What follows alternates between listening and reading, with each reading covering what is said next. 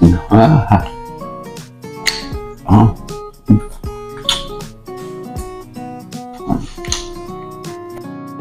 Hello guys, at eto na pala, dumating na pala yung aking order. Ang Tapa Chicken Flakes Original Flavor po. Panibagong subok nga na naman sa ating panglasa guys. 200 grams na pala to guys. At tingnan nyo naman yung laman, siksik na siksik. At sa itsura pa lang guys, sino mo nakakatakam na taga, di ba? Naku, makapaparami na naman tayo ng kain nito, sigurado lang yan.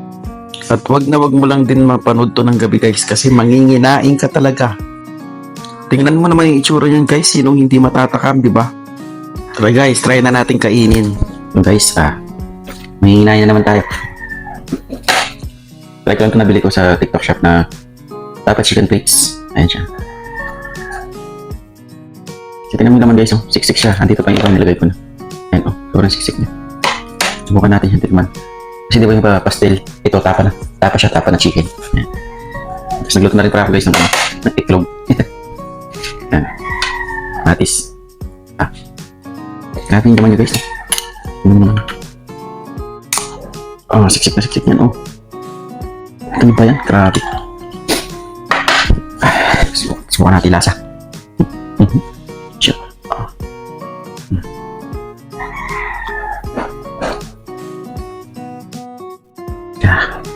First try.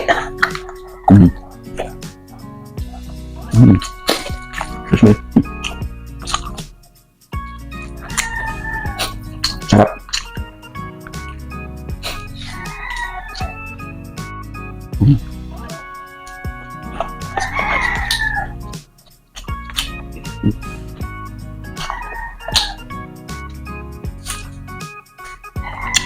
Parang yung beef tapa yung lasa niya, pero kay banga lang nito.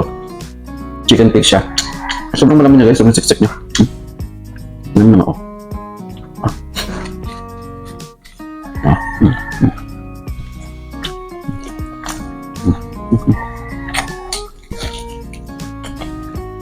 Hindi mo magkakaroon ng pagkain ito guys. Matis. Wow.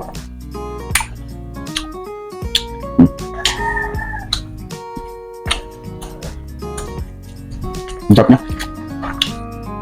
Hindi nakakasawa yung lasa. Ang nunod, siksik na siksik yung lasa niya. Pagkatapa niya.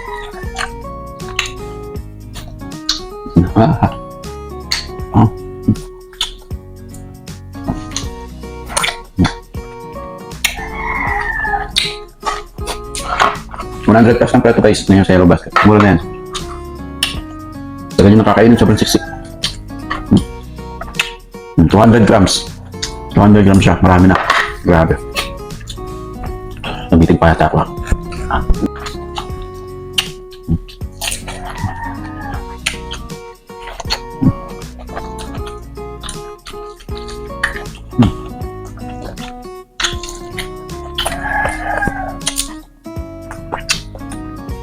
Tapa Chicken Flakes. Order na kayo. Subukan din guys. Ang sarap. Sobrang sarap niya guys. Try nyo siya, try nyo.